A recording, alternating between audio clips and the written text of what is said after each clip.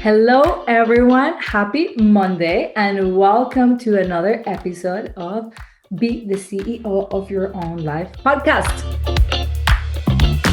This is a fresh one. I know you've been getting a lot of episodes that I've recorded in the past, but I wanted to totally jump in today in this microphone and tell you guys about a few things that have been on my mind, but I specifically really want to focus and talk to you guys about the importance of having real, authentic connections with other human beings. And that might stem from something that happened to me just recently, which I probably will tell you, and then we're going to dive into the importance of those real connections. And I will say to you guys that this is a subject definitely really close to my heart. I do think that it's so important to be able to cultivate real connections with others because it's so good for our mental and emotional well-being. As somebody who's been through so many changes in life, so many transitions, difficult life events, I can tell you that having had real, authentic connections with other humans was really helpful to me to build resiliency and to overcome difficulties and to not feel lonely in life events that really are supposed to make you feel lonely. So, as CEOs of our own lives, it's so crucial that we recognize the value of authentic connections in maintaining a healthy and fulfilling existence. So, join me today on this episode. I hope you enjoy it. I will start by telling you a little bit about what went on in my life over the last few days, and then we're just gonna dive in. All right. I've got my coffee with me. I hope you guys have your coffee or your tea. One of my clients said recently, I hope you don't hate me now because I don't drink coffee. Like, okay. So while I love coffee and I love coffee buddies to, have coffee with, I will never discriminate you because of whatever is on your cup, whatever you're drinking, whatever makes you happy. Okay. I will never hate you. I think I'll give you extra bonus brownie points if you have coffee suggestions to give me. But hey, you like tea? Give me tea suggestions. I don't mind. All right. So let's dive in. Okay, now first let's take a moment to enjoy the sip of coffee. This coffee I've got in my hands right now, I brought it from Colombia. And you want to know what I found out recently? This is totally off subject, but my brother just recently went to visit the part of Colombia where we grow all the coffee. It is a beautiful part of the country. It's full of mountains. You can even see the mountains that have snow on top of them. They're so high up. In the Andes, nobody can ever go there. It's way too high. The altitude is way too high. So you couldn't actually see that, but you see them from, say, your house. You see them at the background. You get to see the snow, and then you get to see these other beautiful mountains full of greenery and coffee crops. And these houses around the coffee crops are haciendas, old Spanish-looking homes that have been there for years, passed on from generation to generation. So our coffee makers have grown up in family of coffee makers, and it is a tradition that passes on. So my brother, who lives in the States, in Florida, took his 16-year-old son and his wife, who's Peruvian, to a 10-day trip on this, we call it El Eje Cafetero. So it's like where all the coffee is. And he took them. And I was so jealous, but I think I'm going to wait until my son is a little bit bigger to take him there too. Older, because there's a lot of hiking. All right. Long story short, as he visited all these coffee houses that make coffee, produce coffee, they told him that the Colombian coffee, the best Colombian coffee, the gourmet Colombian coffee, the best Colombian coffee, all of it, and I mean all of it, gets exported outside of the country. So if you live outside of Colombia and you are buying Colombian coffee, you're getting our top quality coffee. Here's the part that blew my mind, because I don't buy Colombian coffee here. I wait to go home and I literally bring a bag full of coffee. Well, you guys want to know what's funny? They leave the not so great quality coffee at home in Colombia for Colombians. The leftovers, And in fact, it's never enough coffee for all Colombians to drink. So Colombia actually imports coffee from other countries so that there is enough supply for Colombians. Okay, so maybe this for you doesn't blow your mind. I grew up drinking this coffee thinking it was the best coffee in the world. Turns out that it isn't. The best Colombian coffee in the world is outside of Colombia. So I think I'm going to start buying my Colombian coffee now in North America because it will be premium quality. There you go. A little bit of history here for you guys.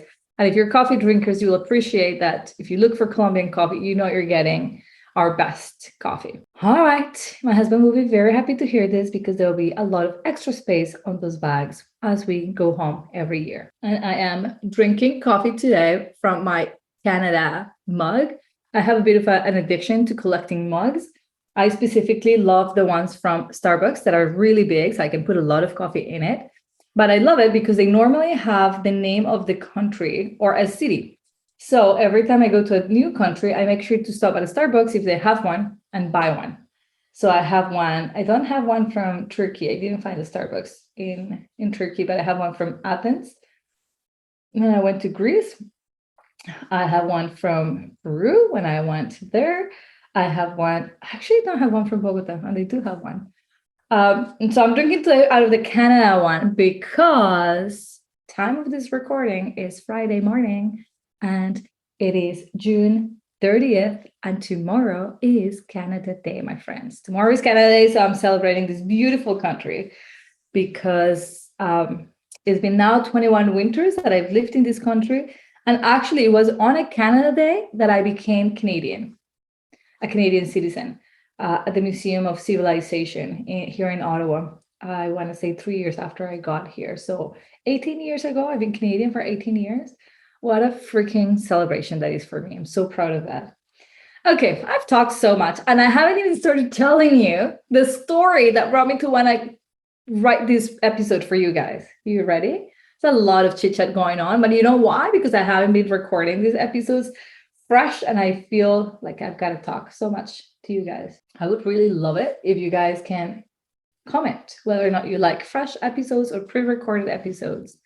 All right, so let me tell you, this past week, I was hired to be the keynote speaker for an organization of Northern Ontario in Canada who hosts a lot of professional service providers who help all the Francophone schools in Ontario.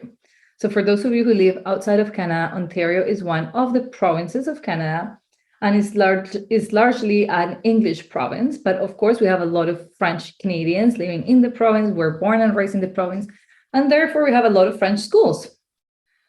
So these French schools need psychologists for the children. They need speech pathologists, they need occupational therapists, they need a whole bunch of professionals, social workers, and this organization kind of hosts them.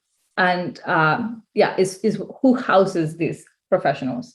Well, the CEO of that company or the director asked me to be the guest speaker at their last meeting, staff meeting of the school year, which happened to be this week.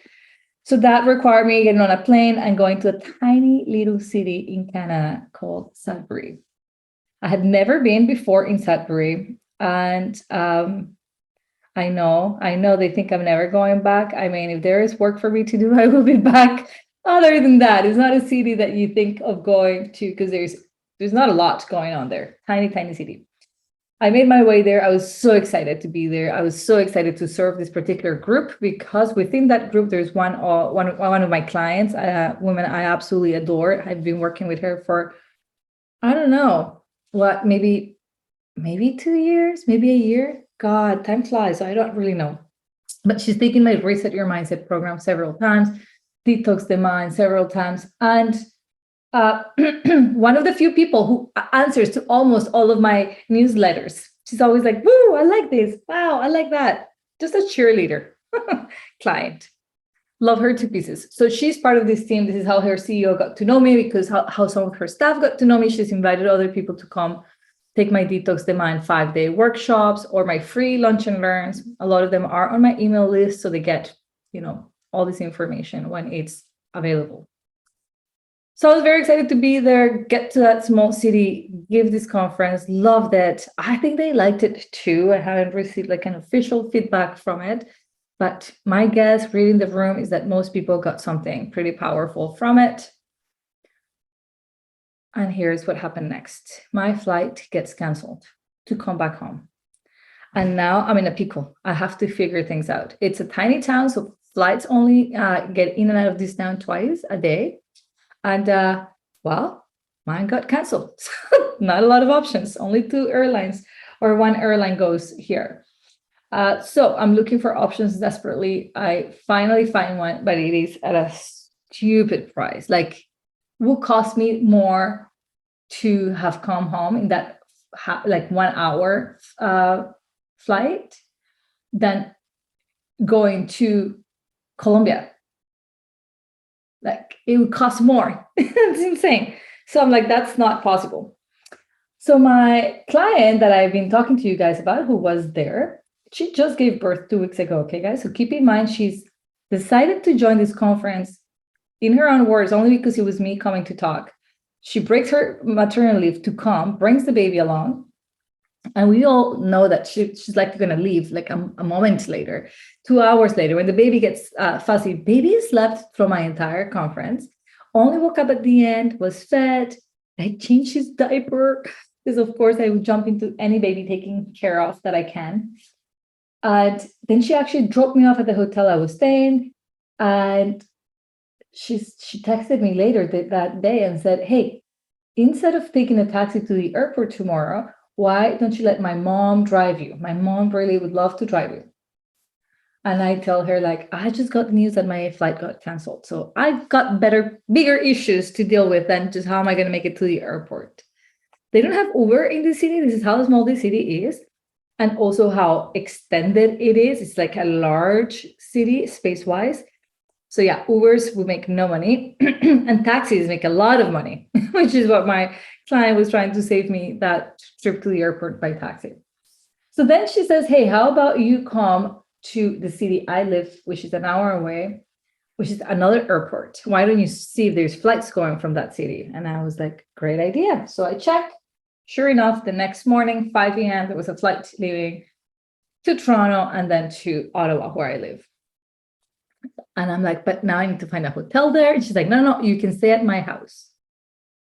Okay, I want you to know that I've known this person for about 2 years over Zoom, right? A client who just gave birth 2 weeks ago. And here she's offering to pick me up at the hotel I was currently at, where I was no longer going to stay, drive me an hour away to her home, host me in her home, while she's got a toddler and a baby, and drive me the next morning at 4 a.m. to the airport. I'm like, it would be crazy to say no to such a generous offer, but it would be also crazy to put somebody I care about through all of this.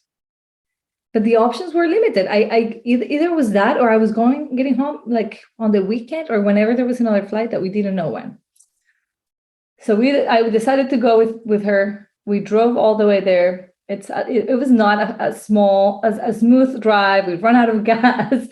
Baby needed to be fed throughout. We stopped on the way to visit another client who also lived up north. By her suggestion, I didn't suggest it, but I was very happy she did, because then I got to see another client that I've only seen on Zoom over the last few years. And then we finally make it over to her house, where her husband is waiting for us, had made a bed for me, was happy to meet me. We talked, all 3 of us, plus baby, newborn baby, till probably midnight. That the voice of reason said, okay, we all have to get up so early tomorrow. Let's go to bed. I slept like a baby, got up on time. She drove me. Okay, this is the other thing. She didn't quite live in the city of the airport. It was 40 minutes drive from her house to the airport, 35 minutes. And this woman got up with a smile, exhausted, because anybody who's had a 2-week-old baby, do you remember? You didn't sleep, you're a zombie. Guys, she had a smile the entire time. She was so happy to do this. And every time I sort of mentioned like how bad I felt I was putting her through all of this, she was like, I'm doing this with so much love. This is when I get a bit emotional, because On my way, on the plane, on my way back home, I was writing for this episode, and I was thinking, and I was listening to a book that coincidentally, this book was saying, if you want to receive, you got to give first. You cannot collect fruits if you did not plant seeds. And you always collect the fruits of the seeds you've planted. And while I was almost sitting in this belief of how much love and taken care of I felt throughout that short experience, and how undeserving I felt of it. It was like disproportional amount of like, like, I don't know that I deserve this. Like, I'm your coach and you pay me to coach you. And this is the extent of our relationship. And these women had so much love to give me, really and truly. And as I'm writing, I'm reflecting like, oh my God, we've connected. We've established an authentic connection. And she has been able to now shown me, her day-to-day, her life, the size of her heart, basically. And I've been able to benefit from that. So words of gratitude do not even do enough. But here's what I concluded. When I personally sit down to coach with an open heart, with the only intention of working with integrity and authenticity, to really, from the point of view that my client holds all the answers, all of them. And I am just here to show them with questions how they do have all the answers. It empowers them to find the answers, and it connects them to me and connects me to them at a place where we're like excited to co-create things. When I show up to my work with an open heart, with a lot of excitement to be there, with a clear and clean intention to serve, I receive not only the reward of my client's progress, but obviously a bond of connection. And what a privilege and what a gift. I had never noticed to this degree, although I have so many signs of gratitude from my clients. Some people have, one of my most beautiful clients, I say beautiful because she's so expressive, mailed to me at Christmas last year a pair of shoes of a brand that she collects, that she loves, and they were like perfect for me. Like, she thought of me. Like, I've had clients, mothers give me hugs in gratitude, making a point to tell me, you've changed my child's life, grown child's life. I've had so many letters mailed to my house. I've had people stop me on the street to say, like, I was just listening to your Instagram and it helped me through depression. Can I give you a hug? Like, I've got evidence that my work can impact people, and I've received love. Okay. And somehow it took this one event for me to realize, to the degree in which me sitting with my open heart and being exactly who I am can connect me truly. Like, there was not a worry on my client's mind at all about like, oh my God, she's going to be in my car, in my like nothing, or I haven't slept, I shouldn't be doing this. There was so much generosity and gratitude coming my way. Couldn't help to notice, couldn't help to feel it, and of course accept it, which is so difficult for us to do, right? Accept it. So I am so sorry. I'm going completely like longer on this episode. I haven't even started telling what I want to tell you, but I wanted to give you the context because I've got tears in my eyes ever since, feeling like the genuine connection that I created, where I felt hugged by my own Olga's Way community. From her to the other client who lives up north, she had sent me a message saying, here's a great place for you to go for coffee. I know you eat gluten-free. Here's some options. So let me ask you something. Are you currently nurturing genuine connections? Are the connections that you currently have evolving you as a human, giving you mental and emotional wellness? Because I think we worry a lot behind a lot of people in our lives, but just because we can communicate doesn't mean we can connect. And just because we have a lot of people to go out with doesn't still mean that we are connecting. So take a moment to understand that what truly means to be the CEO of your own life. Being the CEO of your own life is about taking responsibility for your choices, your actions, your overall well-being. It's about recognizing that you have the power to shape your life according to your values, aspirations, and desires. And just like the CEO of a company sets the vision and the direction, you too can set the course of your own life, right? That's why this podcast is named that. That's why my coaching program, that by the way, it's opening up for registration this month of July 17th to the 30th. You guys can join me for 6 months of coaching to be the CEO of your own life. Creating real connection with others is so crucial that as the CEO of your own life, you cannot ignore this. You cannot ignore this. We as humans thrive on connection and meaningful relationships. And it is our job to determine, do we have those meaningful relationships right now?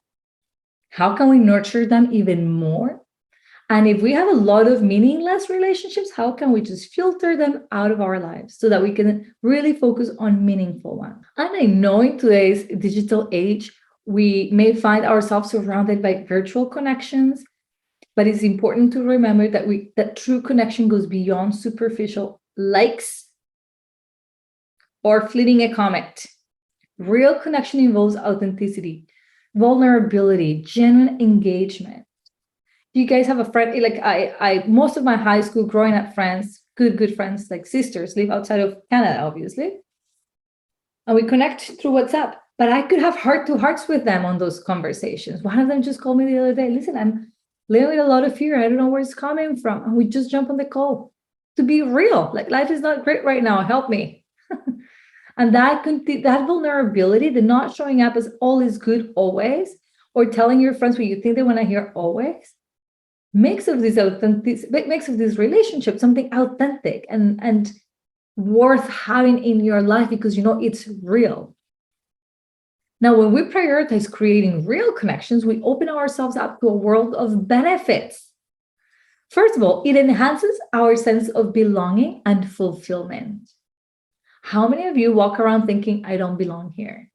How fulfilling is that, right? So by creating these connections, you will be enhancing your own sense of belonging and fulfillment. Knowing that we have people who truly understand and support us creates a deep sense of connection and happiness. These connections act as pillars of support during challenging times and truly amplify our joy during moments of celebration. This is exactly what I experienced this past week. And I realized why my clients loved their group coach peers, I should say. They're all my coaches. All of my clients, especially my CEO ladies, they are in that group for 6 months, for a year. They get to know each other and they get to connect deeply and vulnerably and genuinely. And they just feel so supported by one another that they say, I am so grateful for this group. I'm so grateful for my group of ladies, because we're here for the real work. And also when it's time for celebrating, they have like 10 people celebrating with them. So that's one of the reasons I'm being coached right now. I'm learning a new coaching style right now. And my one of the teachers asked how come I did group coaching as well as individual coaching combined.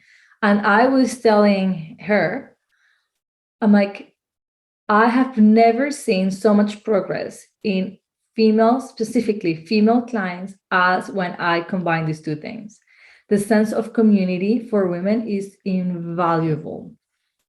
Having your coach tell you, I get it, it's normal, anxiety is normal, is one thing. These are my clients' words. But having a whole set of group of women also saying, I also have that thought. I also worry about this. Oh my God, I do the same thing when my husband does that. I also lose my mind with my kids.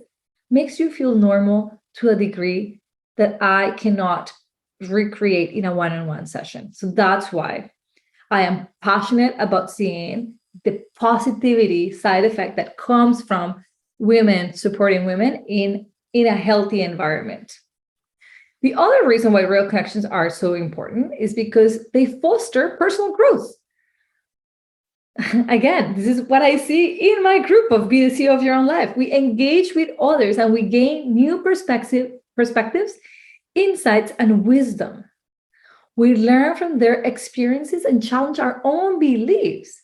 So these interactions push us to expand our horizons, to broaden our understanding, and continuously evolve as individuals. Do you have a group of women or friends that you can go to and you feel every time you leave that meeting, you're a better human? You've grown, you've seen things from a different perspective, because that's what is happening with my CEOs currently. These ladies meet with me 3 times a week, okay? So if you're thinking of joining me, we meet every Friday in the morning as a group. And you also have the chance to have one-on-ones with me that you get to book at your own time.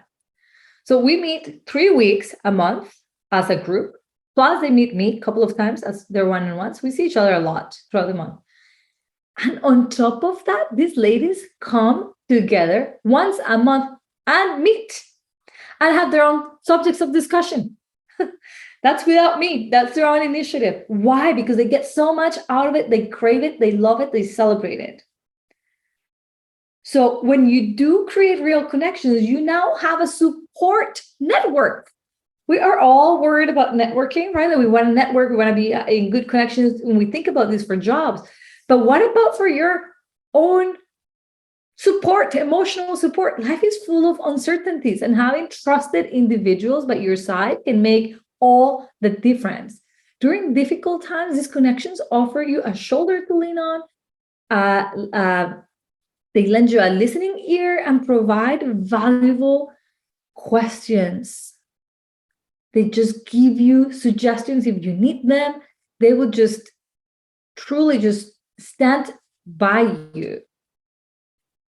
Most importantly, when you do create this type of connections, you're reminded that you're not alone in your struggles. And you kind of feel that you're facing these challenges together. And that's exactly what happened to me this past week. It didn't feel that I was the only one who couldn't get home, whose flight was canceled. Like my client, her husband, her mom, they were all problem solving with me. Yeah, I didn't feel alone for a second. And keep in mind, my connection is to the client, but her connection to mine has been so significant in her own life that now her husband and mom are fans of me. And they want to help me because they've seen how much I've helped her. That is the beauty of this work, you guys. You think you're investing on yourself alone? You're investing on all of your relationships. Your children will start seeing, I had a client say this, the best part about this investment, she's a CEO, is that my own grown children are seeing the change in me, and they're now going out to be coached themselves. And now we have a better relationship. I coached this woman last week, and she said, relationships can be mended and improved to even a greater degree. That's what she's learning. Because she's getting coached, and as she's changing her tune, and as she's changing the way she comes or shows up to her family, her grown children, daughters are like, something to say about this. I like this. I'm going to go do the same. And because they've gone out and done work on themselves, now they're all enjoying a much better, healthier relationship. Incredible. So while you're fostering a genuine relationship with somebody over here, you're also doing it with other people. It's so powerful. So you can foster real connections and be the CEOs of your own lives. In this aspect, if you realize this is important, and it starts with being present and actively listening. When you're engaging with others, let go of distractions. Let them feel like they're the only person in the room. And truly be there in the moment for them.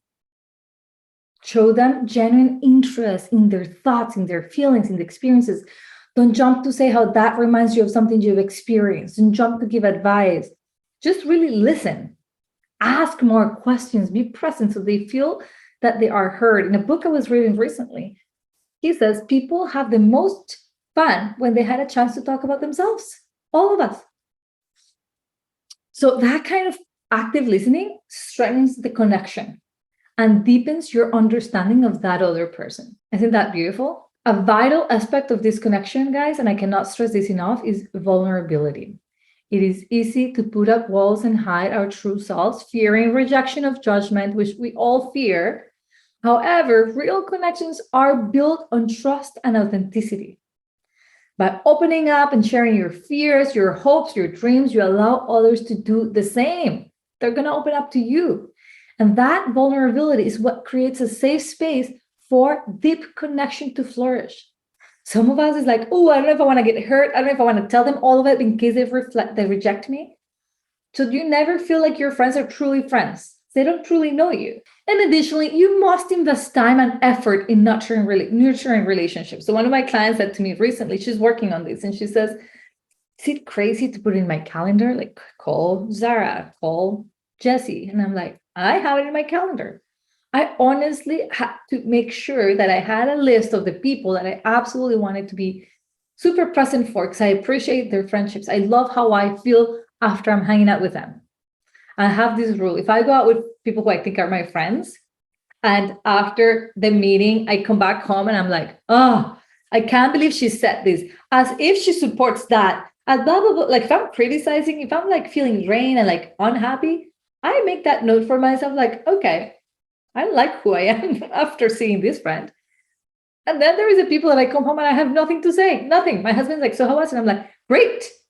Like I have nothing to debrief from. Those are my people. That's how I personally have identified who my people are. Those are my people. Okay. So as we wrap up today's episode, remember that being the CEO of your own life is an ongoing journey. It is prioritizing real connections and understanding that is a crucial step to maintaining your mental and emotional well-being, because nothing is more powerful to your mental health than to feel a sense of belonging and like you're not alone.